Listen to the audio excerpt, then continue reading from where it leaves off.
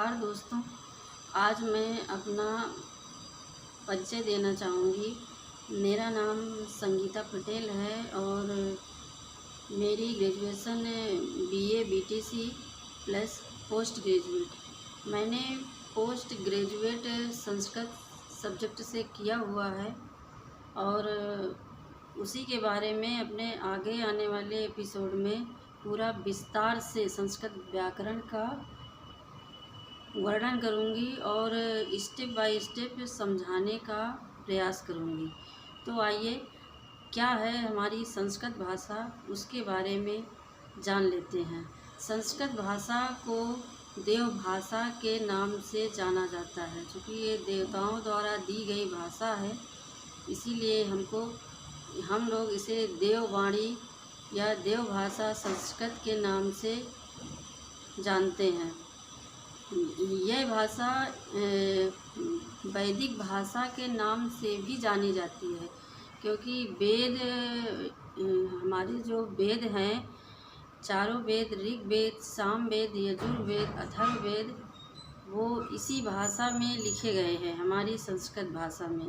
इसीलिए इस भाषा को वैदिक भाषा के नाम से भी जाना जाता है।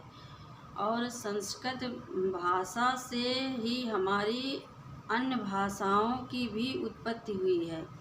यानी कि कहने का मतलब ये है कि सभी भाषाओं का आधार हमारी संस्कृत भाषा है।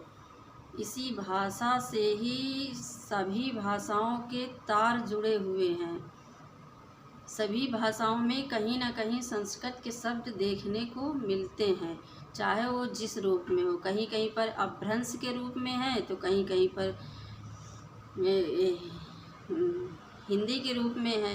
हिंदी को परिष्कृत जब बदलते हैं हम लोग, तो संस्कृत का रूप वो ले लेते हैं, दिखाई देने लगते हैं। तो हमारी संस्कृत भाषा हम विश्व की धरोहर है।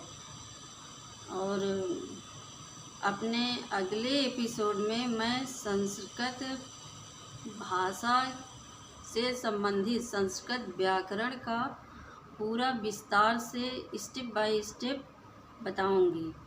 और अगले एपिसोड में मैं लेके आऊँगी कारक चिन्ह। क्या है कारक चिन्ह, उसके बारे में चर्चा करूँगी और एक एक कारक का विस्तार से वर्णन करूँगी।